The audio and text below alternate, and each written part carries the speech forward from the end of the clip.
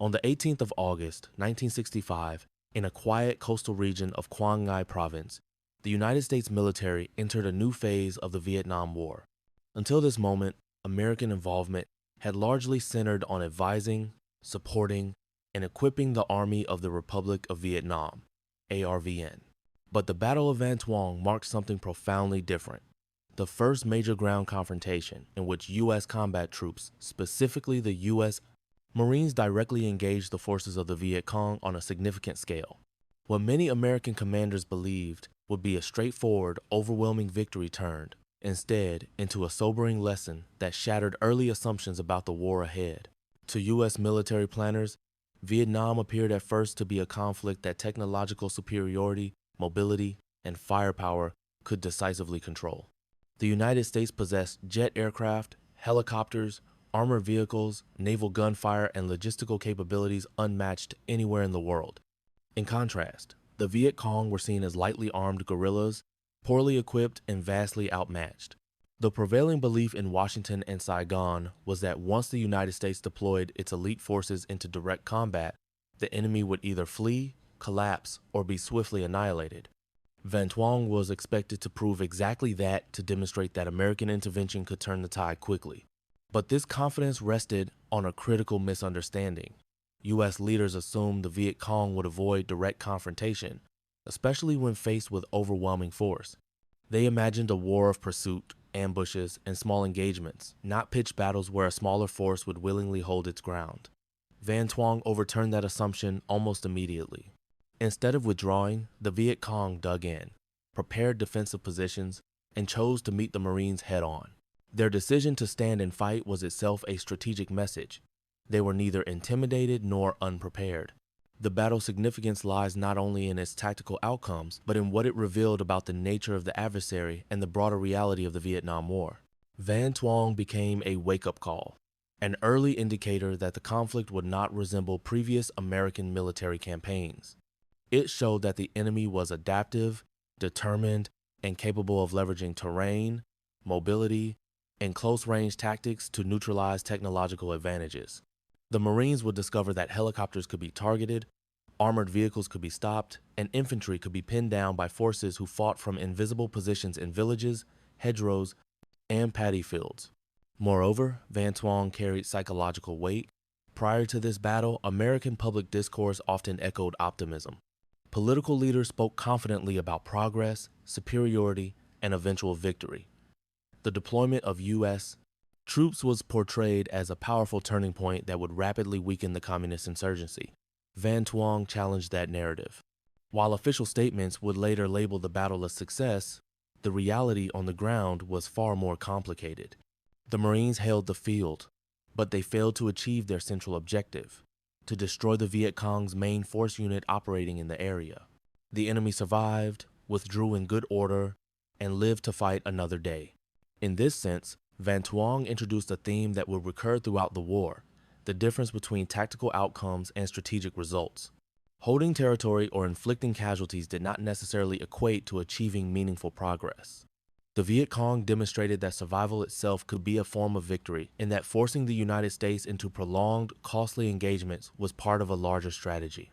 Van Tuong showed that the war would not be decided in a single stroke, nor would it be won simply through superior firepower. For the Marines, the battle was a harsh but formative experience. It was their first large-scale encounter in a land where the enemy could vanish into the earth, into the villages, and into the population itself. It underscored that the war would not be a contest of machines alone, but a struggle of endurance, will, and adaptation.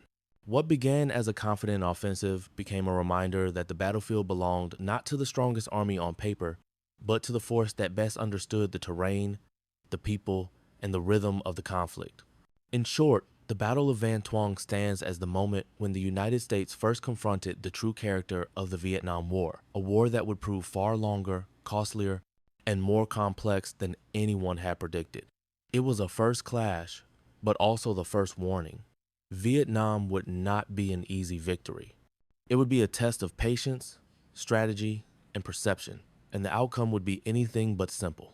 To understand why the Battle of Van Tuong unfolded the way it did, it is essential to look beyond the battlefield itself and examine the forces that led the United States to this moment.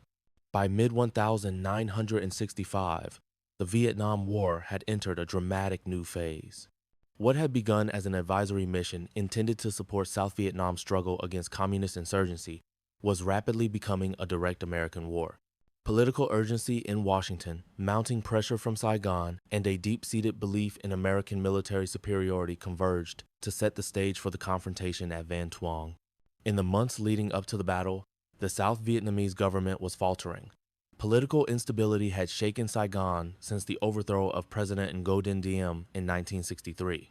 Coups, counter-coups, and internal rivalries made effective governance nearly impossible. Morale in the Army of the Republic of Vietnam, ARVN, was uneven, and large sections of the countryside were slipping out of government control. Reports from American advisors painted a troubling picture. The Viet Cong were gaining strength, expanding their influence, and operating increasingly close to major population centers and strategic bases. In Washington, President Lyndon B. Johnson faced a dilemma. Withdrawal risked political humiliation and the perceived spread of communism, a fear framed by the domino theory, which suggested that the fall of South Vietnam would trigger a chain reaction across Southeast Asia. Escalation, on the other hand, threatened to draw the United States into a lengthy, uncertain conflict. Yet Johnson and his senior advisors believed that American military might could stabilize the situation quickly. In their view, the United States did not need to conquer Vietnam. It only needed to apply enough force to weaken the insurgency, bolster ARVN confidence, and compel the enemy to retreat. With this mindset, the U.S. began deploying combat troops to Vietnam in March 1965. The arrival of the U.S. Marines at Da Nang marked a symbolic and practical turning point. No longer confined to training roles, American forces were now authorized to conduct offensive operations. The Marines soon expanded southward, establishing a major base at Chu Lai. From this coastal stronghold, they were poised to project power into the surrounding countryside territory, believed to be heavily infiltrated by Viet Cong units. This area, including the villages and hamlets around Van Tuong, held particular importance. Intelligence suggested that a main force Viet Cong regiment was operating nearby, possibly preparing attacks on Chu Lai. To U.S. commanders, this represented both a threat and an opportunity. Neutralizing the enemy force would not only secure the base but also deliver a highly visible demonstration of American resolve and capability. Thus was born the plan for Operation Starlight, the code name for the assault that would culminate in the Battle of Van Tuong. Operation Starlight was envisioned as a bold, multi-pronged strike that would showcase the advantages of American mobility and coordination. Forces would advance simultaneously by sea, by land, and by helicopter insertion, an approach intended to trap the Viet Cong in a tightening noose. The mission was not merely tactical. It carried political symbolism. Success would reassure Washington, strengthen Saigon's morale, and provide the American public with proof that U.S. intervention was both justified and effective. The Marines, proud of their elite status, embraced the mission with confidence. But beneath this confidence lay several critical assumptions. American planners believed that superior firepower would disrupt, disorient, and demoralize the Viet Cong. They expected the enemy to be unprepared for a large-scale assault and unlikely to hold ground against direct attack. They assumed that terrain, though challenging, could be dominated through mechanized movement and air support. Most importantly, they believed the Viet Cong would prioritize survival over resistance, behaving like a traditional guerrilla force by fading into the countryside rather than standing and fighting. The Viet Cong, however, saw the situation differently. For them, the presence of U.S. combat troops on Vietnamese soil was not an intimidation, it was a provocation. Where the Americans saw a quick demonstration of power, the Viet Cong saw an opportunity to deliver a symbolic blow. Rather than disperse, they prepared. Weeks before the assault, defensive positions were dug, fighting trenches connected, escape routes mapped, and weapons hidden in the landscape. Villages, hedgerows, and rice paddies were transformed into layered defensive zones. The Viet Cong understood the terrain intimately. It was their home, their cover, and their weapon. In this way, the stage for Van Tuong was set not by accident, but by the collision of two worldviews. The United States entered the battle expecting to confirm its dominance. The Viet Cong entered determined to challenge it. One side believed overwhelming force would decide the outcome. The other believed resilience, proximity, and patience could neutralize that force. Thus, When dawn broke on the 18th of August 1965, the Marines marched into more than just a battlefield. They marched into a test of assumptions, strategies, and beliefs. The battle to come would not simply measure military strength. It would illuminate the deeper reality of a war that neither side fully understood, but both were now fully committed to fight. As Operation Starlight moved from planning to execution, the contrasting character of the two opposing forces became increasingly apparent. On paper, the United States possessed an overwhelming advantage. The Marines were among the most highly trained troops in the world, professionally organized, well-equipped, and supported by the full spectrum of modern military technology. The Viet Cong, by contrast, appeared modest in numbers and lightly armed. Yet beneath these surface differences lay deeper factors: mindset, familiarity with the terrain, and strategic adaptation that would shape the battle in unexpected ways. 1. The U.S. Marines. Elite power and technological confidence. The American contingent assembled for the operation numbered close to 9,000 troops, though only a portion would be directly engaged on August 18. Equipped with tanks, amphibious landing vehicles, helicopters, naval gunfire, and close air support, the Marines represented the pinnacle of mid-20th century military power. Their training emphasized aggressive mobility, combined arms coordination, and decisive strikes. The Marines prided themselves on their ability to seize the initiative and overwhelm any opponent who dared to stand in their path. At Chu Lai, enthusiasm ran high. This was not a defensive mission. This was an offensive operation designed to demonstrate capability and resolve. Marine commanders believed that the integration of helicopter-borne infantry, armored spearheads, and naval firepower would create a seamless assault, hitting the Viet Cong from multiple directions before they could react. The plan called for a large amphibious landing on the coast, a heliborne insertion behind suspected enemy lines, and a ground advance northward to seal the trap. The operation embodied the core American belief about modern warfare. Speed plus firepower equals inevitability. The Marines expected to unbalance, isolate, and crush the enemy. Many believe this battle would serve as a model for future operations, proof that the U.S. military could shape the war on its own terms. 2. The Viet Cong. Lightly armed but deeply prepared. Across the rice paddies, hedgerows, and sandy ridges near Van Tuong, the Viet Cong were preparing in an entirely different manner. Unlike the Americans, they had no tanks, no aircraft, no artillery, and no naval guns. Their force, estimated at around 1,500 to 2,000 fighters from the 1st Viet Cong Regiment and local guerrilla units, possessed primarily rifles, machine guns, mortars, and rocket launchers such as the B-40. But what they lacked in technology, they compensated for through ingenuity, discipline, and proximity to home soil. The Viet Cong fighters were intimately familiar with every path, canal, and cluster of trees. They transformed the landscape into a defensive web-digging interconnected trenches, concealing bunkers beneath vegetation, and establishing firing positions that were nearly invisible from the air. They also developed escape tunnels and fallback routes that allowed them to reposition rapidly after brief engagements. A crucial aspect of their preparation was tactical philosophy. The Viet Cong understood that American firepower was devastating at long range. To survive, they would fight close, sometimes only meters away, making it difficult or impossible for the Marines to call in airstrikes or artillery without risking their own troops. This tactic, later known as hugging the enemy, was a deliberate attempt to neutralize the technological gap. And perhaps most importantly, the Viet Cong entered the battle with a different sense of purpose. Many were fighting near their own villages, defending their own communities.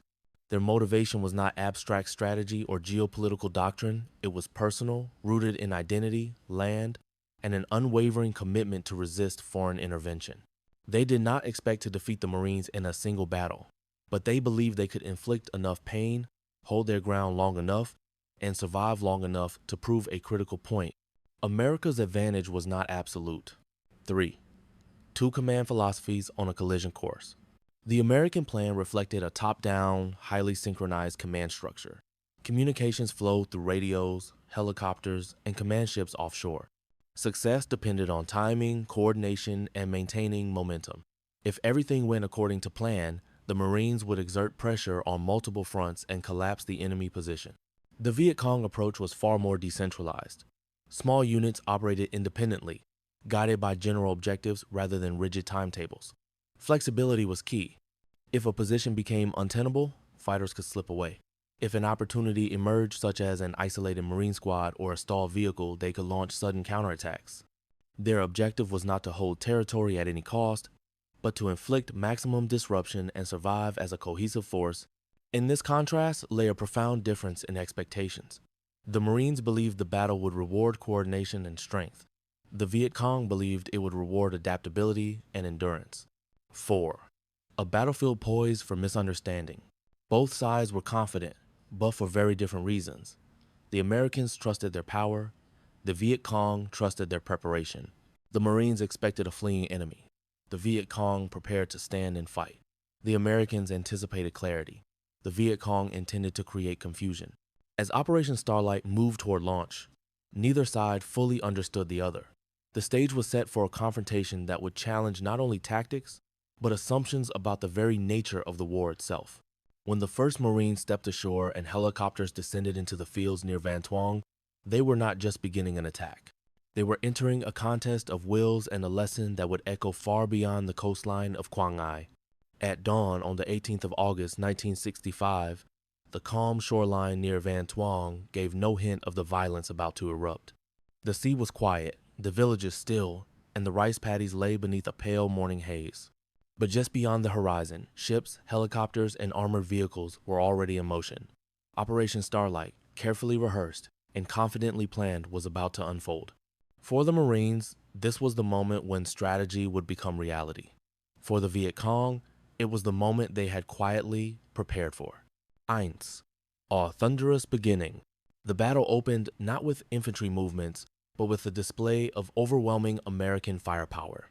Naval guns from offshore cruisers thundered against suspected Viet Cong positions. Bombers and jet aircraft streaked overhead, dropping ordnance that sent plumes of smoke rising skyward. Helicopters hovered in formation, ready to carry troops inland. To many Marines watching this spectacle, it seemed unimaginable that anything or anyone could survive beneath such bombardment. The psychological intent was clear. The enemy should be shattered before the Marines even set foot on the ground. Yet unseen beneath the smoke and soil, Viet Cong fighters lay sheltered in deep trenches and reinforced bunkers. They had endured bombardment before. They knew how to wait, how to conserve strength, and how to let the storm pass. As the final echoes of shellfire faded, they remained silent not because they were gone, but because they were ready. 2. The amphibious landing, a confident advance. As the naval barrage subsided, amphibious tractors carrying Marine infantry pushed ashore. Their movement was disciplined and methodical, shaped by years of training and past successes in other wars. The landing went smoothly. Marines encountered little initial resistance and began moving inland, scanning the landscape for signs of fleeing enemies. The expectation was that the Viet Cong would be disorganized and in retreat. This assumption proved costly. The quiet fields ahead were not empty, they were layered with hidden fighting positions. The Marines' advance, confident and unhurried, was moving directly toward them. 3. The helicopter assault, into the heart of the ambush. Farther inland, helicopters descended toward landing zones south of Van Tuong, carrying Marines meant to seal the escape routes. As rotors whipped the air and dust swirled around them, troops leapt from the aircraft, expecting to establish control quickly. Instead, they found themselves under sudden, precise fire. Machine guns erupted from tree lines and concealed bunkers. Bullets ripped through the air as Viet Cong fighters who had waited silently through the bombardment now revealed their positions. This shock was not accidental. The Viet Cong had deliberately withheld fire during the bombardment and initial movements, choosing to strike at the moment when Marines were most exposed, emerging from helicopters, disoriented and scattered.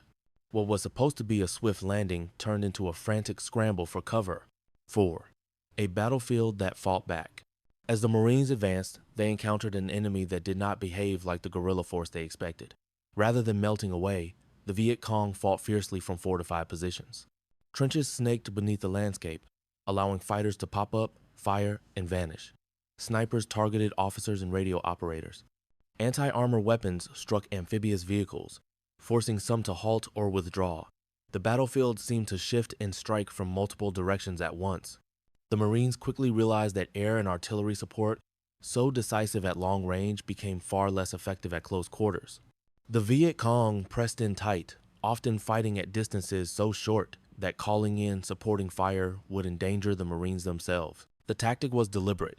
By hugging the American line, the Viet Cong neutralized the most powerful weapons in the Marine arsenal. 5. Disruption and confusion. Communication so vital to the American plan began to fray. Units found themselves pinned down, separated by hedgerows, canals, and fields churned into mud. Maps offered little guidance in the maze-like terrain. Small Marine squads encountered resistance from unseen enemies, only to discover that retreat routes were also under fire. Every movement seemed to trigger another ambush. Meanwhile, the Viet Cong maintained fluidity. Fighters shifted positions through connecting tunnels, reinforcing one sector, withdrawing from another, and striking wherever Marines appeared vulnerable.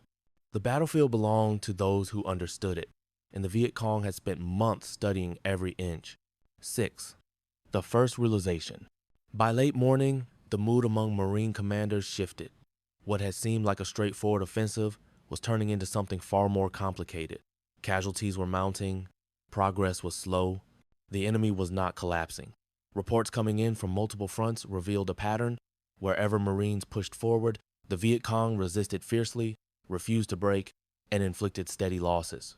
This was not the fleeing guerrilla force the Marines expected. It was a disciplined, determined opponent capable of challenging a modern military head-on. 7. A battle no longer about speed. The original vision of a rapid encirclement was dissolving. Instead of trapping the Viet Cong, the Marines were finding themselves stalled, forced into engagements where small unit tactics and close combat replaced grand maneuver. The Americans still possessed overwhelming firepower, but they lacked the ability to apply it freely. The Viet Cong had succeeded in shaping the battlefield on their terms. And as midday approached, it became clear that the fight at Van Tuong was not going to be quick, clean, or predictable. The Marines had begun the operation with confidence.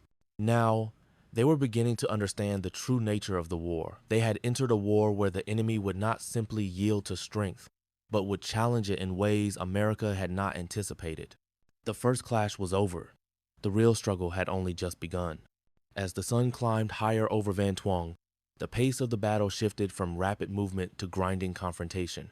What had begun as a confident offensive was now turning into a series of close-range firefights scattered across rice paddies, hedgerows, and narrow village paths. The Marines found themselves deeply engaged, often at distances so short that supporting fire from aircraft or artillery became nearly unusable. The Viet Cong had achieved one of their key goals, forcing the Americans into a fight where technology offered little advantage. Attempts to press forward met fierce resistance. Every advance brought Marines into contact with concealed firing positions, small bunkers hidden beneath vegetation, trenches running in zigzag patterns, and firing slits carved into earthen mounds. Machine gun bursts pinned squads to the ground, and riflemen fought from cover so well camouflaged that identifying targets was often impossible. The Marines, trained for aggressive assault, now had to crawl, flank, and inch forward in a landscape designed to slow them down. The terrain itself compounded the difficulty. Rice paddies turned soggy under the weight of vehicles, reducing mobility and making armor support unreliable. Hedgerows blocked lines of sight and allowed Viet Cong fighters to reposition undetected. Small groups of Marines sometimes found themselves isolated, unable to see or hear nearby units because the thick vegetation muffled sound and obscured landmarks. Radios crackled with messages asking for directions, reinforcements, or medical evacuation. Coordination, so central to the original plan, was becoming harder by the minute. Meanwhile, the Viet Cong demonstrated a remarkable ability to adapt. Rather than remain fixed in one place, they shifted between positions using shallow trenches and narrow tunnels. When pressure mounted on one sector, fighters slipped away and reappeared elsewhere, launching sudden bursts of fire before disappearing again. They avoided prolonged exchanges, choosing instead to wear down the Marines through short, sharp engagements. Even when forced to yield ground, they did so in an orderly manner, denying the Marines any clear sense of breakthrough. American commanders attempted to regain momentum by pushing fresh units into contested areas, hoping to collapse the Viet Cong line. Yet progress remained slow. Casualties were mounting, and evacuation under fire became a constant challenge.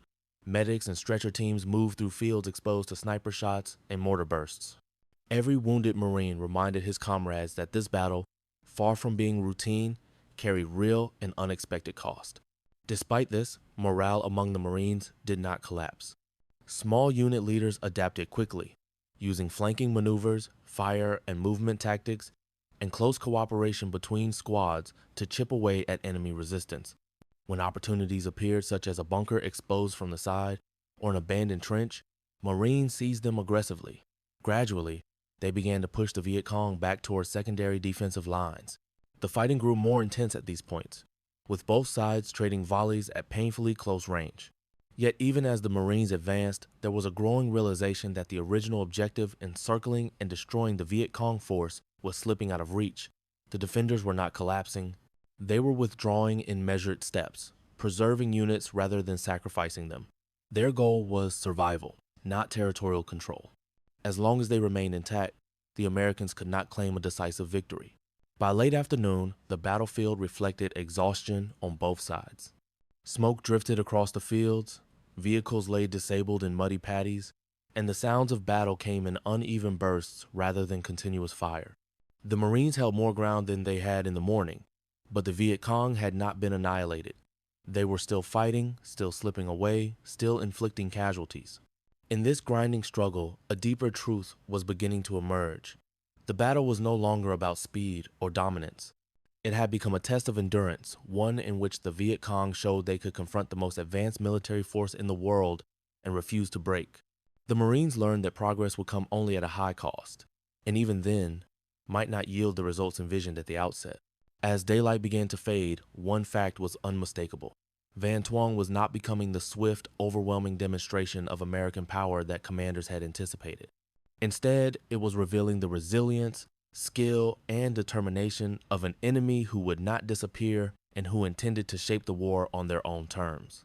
As the afternoon shadows lengthened across Van Tuong, the tempo of the fighting began to shift. The sharp bursts of gunfire that had echoed constantly through the morning and early afternoon now came in shorter, intermittent clashes. The Viet Cong were no longer pressing every engagement. Instead, they began to disengage quietly, deliberately, and on their own terms. This withdrawal was not chaotic. Small groups slipped out through pre-planned routes, narrow ditches, concealed paths, and tunnel networks that had been prepared long before the first Marine landed. Fighters carried their wounded, collected weapons, and melted into the surrounding countryside. Some moved toward nearby villages, others disappeared into tree lines that had seemed empty only hours earlier. The Marines, exhausted and still wary of ambush, could not pursue effectively. The terrain that had slowed them all day now shielded the enemy's retreat. When the gunfire finally subsided, the Marines held the battlefield. In conventional military terms, they could claim success. They occupied the area, pushed the Viet Cong from defensive positions, and maintained unit cohesion despite heavy resistance. Commanders quickly reported a tactical victory. Ships offshore lowered their guns, helicopters ferried out the wounded, and units reorganized, preparing to sweep remaining pockets the next morning. Yet, beneath the surface of this claim lay a more complicated truth. The central objective of the operation, the destruction of the Viet Cong's main force regiment, had not been achieved. The enemy had not been trapped, broken, or wiped out. They had resisted, inflicted casualties, and then withdrawn intact. The Marines had gained ground, but not the decisive outcome they had expected. Casualty figures reflected the cost. The Marines suffered dozens of fatalities and hundreds of wounded, numbers far higher than anticipated for an operation meant to showcase American dominance. Several vehicles had been disabled, and extraction under fire had revealed how vulnerable even elite troops could be in close combat. Meanwhile, estimates of Viet Cong losses varied widely. Some American reports claimed heavy enemy casualties, but later assessments indicated that a substantial portion of the regiment survived and regrouped. The Viet Cong may have lost more men, but they kept what mattered most, their operational capability. For the Marines on the ground, the emotional impact was immediate. Many had entered the battle believing their equipment, training, and firepower would guarantee rapid success. Instead, they had encountered an opponent willing to stand and fight, skilled in exploiting terrain, and unshaken by bombardment. The day had shown that numerical and technological superiority did not automatically translate into control or clarity. the broader implications reached beyond the battlefield. For American commanders, Van Tuong raised uncomfortable questions. If a single, well-supported assault could not eliminate one regiment, what would it take to defeat an entire movement spread across thousands of villages and provinces? If the Viet Cong could withstand this level of force, would more troops simply mean more battles like this one costly, exhausting, and inconclusive? For the Viet Cong, the battle served a different purpose. They had demonstrated, both to themselves and to their supporters, that they could confront U.S. ground forces directly and survive.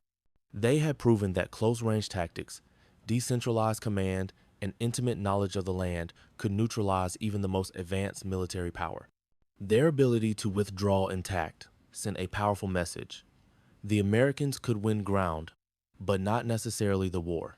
As evening settled over Van Tuong, neither side celebrated in any conventional sense. The Marines tended to their wounded and prepared defensive positions, unsure whether the enemy might return. The Viet Cong regrouped elsewhere, already planning future operations. The battlefield lay quiet, but the meaning of the day was far from settled. In the end, Van Tuong closed not with triumph, but with recognition. The United States had entered the fight expecting a brief confrontation. Instead, it encountered a determined enemy capable of shaping the conflict's terms. The battle had revealed a hard reality. Vietnam would not yield to rapid blows or overwhelming displays of force. It would demand persistence, adaptation, and a price far higher than anyone had predicted. And this was only the beginning.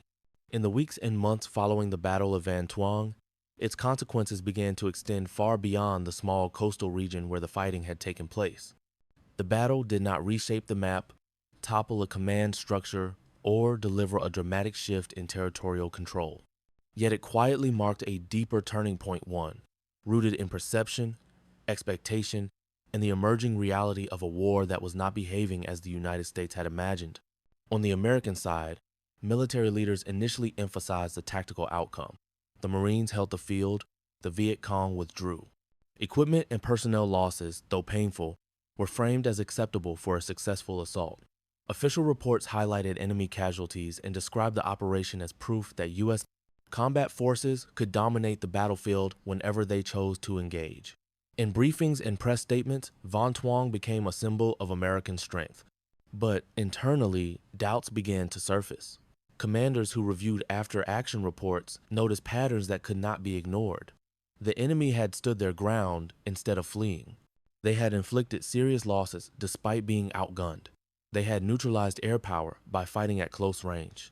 And most importantly, they had withdrawn in good order, not defeated, but merely displaced. The underlying question was unavoidable.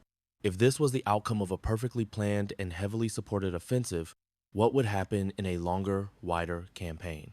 Strategists in Washington and Saigon slowly recognized that the war would not be defined by singular, decisive battles. Destroying enemy units outright appeared far more difficult than anticipated. The Viet Cong's ability to survive was almost as significant as their ability to fight. Van Tuong hinted at a war of endurance, one in which time, patience, and attrition might matter more than overwhelming force. This realization influenced policy. Instead of reinforcing the belief that a limited deployment could stabilize the situation, Van Tuong encouraged escalation. If one operation could not dismantle an enemy regiment, then more troops seemed necessary. If firepower alone could not produce a decisive outcome, then sustained pressure appeared to be the only option. Within months, U.S. troop levels grew dramatically, signaling a deeper commitment that would define the next stages of the war. In this way, a battle meant to demonstrate control ended up contributing to a spiral of increased involvement. For the Viet Cong, the strategic impact was the opposite. Van Tuong strengthened confidence, surviving a direct clash with U.S. Marines, arguably the most capable conventional infantry force in the world, reinforced the belief that their tactics were sound. Close-quarter combat, decentralized command, mastery of terrain, and withdrawal at the right moment had proven effective. The battle validated their long-term strategy: avoid destruction, inflict steady losses, and force the enemy into a prolonged struggle. The Viet Cong understood that if the war stretched over years, political pressure, not battlefield defeat, might eventually erode American resolve. The psychological dimension was equally significant.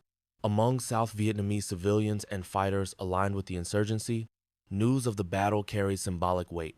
The Americans, once seen as untouchable, had shown vulnerability. The perception that the world's most advanced military could be resisted even by smaller, lightly equipped units encouraged continued support for the insurgency and strengthened morale within its ranks. Meanwhile, among U.S. troops and commanders newly arriving in Vietnam, Van Tuong served as a quiet warning. It demonstrated that the war would not resemble past campaigns in Korea or the Pacific. Instead of clear front lines and decisive breakthroughs, they faced an enemy who blended defense and mobility, who fought selectively, and who embraced survival as a strategic success. The idea that technological superiority guaranteed swift victory began to fade. In the broader war effort, Van Tuong also hinted at a growing credibility gap. Public statements painted the battle as a straightforward win, but reports from the field told a more complex story. Over time, such contradictions would contribute to mistrust between official narratives and the realities experienced by soldiers, journalists, and eventually the American public. In sum, the strategic impact of Van Tuong did not lie in territory gained or numbers recorded.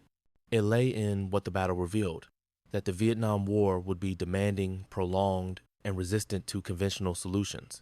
It exposed the limits of force, the resilience of the opponent, and the gap between expectations and reality. The battle did not change the course of the war in a single moment, but it foreshadowed the challenges that would define it. Van Tuong was not a decisive victory for either side, but it was a decisive lesson. It marked the point where optimism began to give way to recognition, where confidence confronted complexity, and where the United States first glimpsed the scale of the challenge ahead. Looking back at the Battle of Van Tuong, its most enduring value lies not in the ground contested or the casualty figures recorded, but in the lessons it exposed. Lessons that, had they been fully acknowledged, might have reshaped the course of the Vietnam War. The battle offered early, tangible evidence about the nature of the conflict, the limitations of American strategy, and the character of the opponent. These insights, though visible in 1965, would take years to be fully understood. One of the clearest lessons was the limitation of technology as a determinant of victory. The United States possessed unmatched firepower jets, helicopters, armor, naval guns, and precision coordination. Yet Van Tuong showed that such assets could be blunted by an enemy who fought close, used terrain intelligently, and refused to present clear targets. The assumption that modern weaponry would compel retreat or collapse proved unreliable. The battle demonstrated that firepower could clear ground, but not necessarily eliminate the forces occupying it. Technology could dominate the battlefield, but not dictate the outcome. A second lesson centered on time and endurance. The American approach assumed that decisive engagements applied repeatedly would wear down the enemy and achieve strategic progress. Van Tuong suggested the opposite, that the Viet Cong were prepared for a long war of attrition, where survival itself constituted success. By withdrawing intact, they preserved their ability to fight again. Their aim was not to win quickly, but to persist, believing that extended conflict would strain American resources, political patience, and public support. In this sense, Van Tuong foreshadowed a war where duration, not destruction, would become the decisive factor. The battle also highlighted the importance of local knowledge and familiarity with terrain. The Viet Cong moved confidently through fields, hedgerows, and pathways that confused even experienced Marine units. Their defensive preparations were not improvised, they were rooted in intimate understanding of the land and months of groundwork. Van Tuong illustrated that the battlefield favored those who could blend into it, maneuver through it, and turn it into a tactical ally. For an army operating thousands of miles from home, this was a profound disadvantage. A further lesson emerged in the realm of strategy and objectives. American commanders defined success through control of territory and body counts. Van Tuong challenged both metrics. The Marines occupied the area, yet failed to destroy the enemy force. High enemy casualty estimates did not equate to strategic gain. The Viet Cong's continued existence rendered the occupation of ground largely symbolic. This disconnect revealed a flaw in how progress was measured. If victory depended on eliminating enemy forces rather than simply holding space, then battles like Van Tuong, where the opponent slipped away to fight again, posed an unresolved dilemma. There was also a human lesson, visible on both sides. For the Marines, the battle underscored the courage required in close combat, and the adaptability needed in unfamiliar conditions. Units that succeeded did so by adjusting tactics, working in smaller teams, flanking positions, and relying on initiative rather than rigid plans.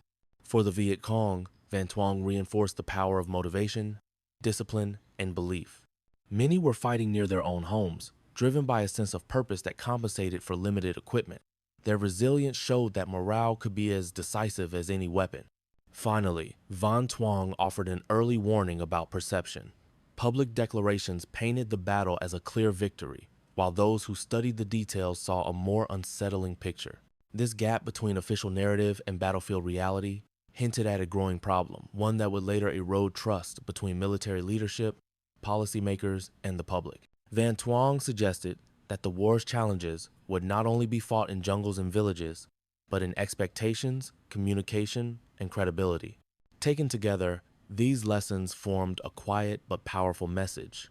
The Vietnam War would not yield to speed, force, or confidence alone. It would require a deeper understanding of the opponent, more realistic goals, and strategies attuned to the complexities of insurgency warfare. Van Tuong provided an early opportunity to rethink assumptions. Instead, escalation continued along the same path.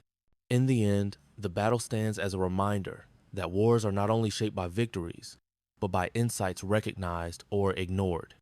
Van Tuong offered a glimpse of the struggle ahead, a contest defined by patience, persistence, and perspective, where the strongest army would not necessarily be the one best prepared for the kind of war that Vietnam was becoming. In the broader history of the Vietnam War, the Battle of Van Tuong does not stand out because of its size, duration, or territorial stakes. It was a single day of fighting in a single coastal region, far from major cities or decisive fronts. Yet its significance lies precisely in this contrast. A modest battlefield that revealed enormous truths. Van Tuong served as an early mirror, reflecting the deeper realities of a conflict that the United States was only beginning to enter and largely misunderstood. For American forces, the battle marked the end of initial assumptions. Before Van Tuong, there was a strong belief that once U.S. combat troops took the lead, the war would turn swiftly in favor of the South. Van Tuong dismantled that confidence. It demonstrated that even under ideal conditions, careful planning, overwhelming firepower, and elite troops, the outcome could be uncertain, costly, and incomplete. The Marines held the ground, but they did not achieve the decisive annihilation they sought. The opponent was not shattered, it simply stepped aside to fight again. For the Viet Cong, the battle affirmed a long-term strategy. They did not need to win spectacular victories. They needed only to survive, inflict steady losses, and show that American power could be resisted. The fact that they faced U.S. Marines head-on, endured the assault, and withdrew intact provided both symbolic and practical momentum. It strengthened morale, validated their tactics, and proved that the war could be shaped on their terms slowly, persistently, and through endurance rather than dramatic triumphs. Politically, Van Tuong marked a subtle but consequential turning point. Publicly, it was framed as a win. Privately, it raised doubts among commanders, analysts, and soldiers who sensed that the war might not conform to expectations. The gap between official optimism and on-the-ground complexity widened just a little more. That gap would grow over the following years, eventually influencing public opinion, policy decisions, and the national debate in the United States. Strategically, the battle nudged the United States toward deeper involvement. Instead of serving as proof that limited deployment could succeed, Van Tuong helped justify escalation. The logic was simple but misleading. If one operation could not destroy the enemy, perhaps more troops and more operations could.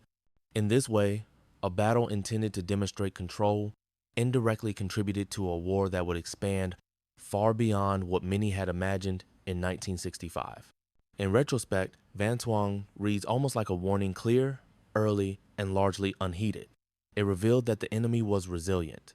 It showed that terrain could neutralize technology. It suggested that time would be a decisive factor.